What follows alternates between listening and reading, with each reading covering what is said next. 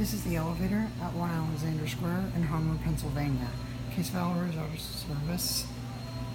This is an Otis 211 elevator with Series 5. It appears to be a black panel Series 5 on the inside because I'm pretty sure I heard a European sounding chime.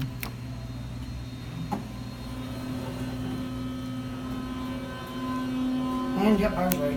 It's 2.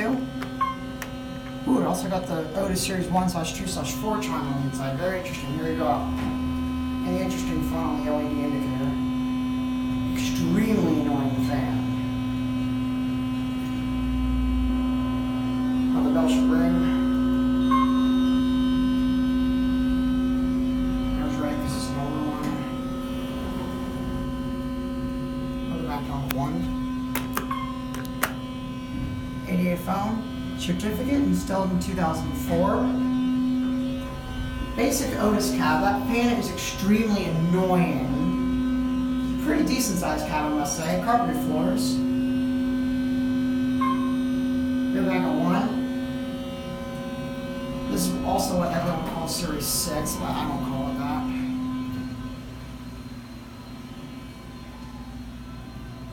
Here, close this and that's going to be it.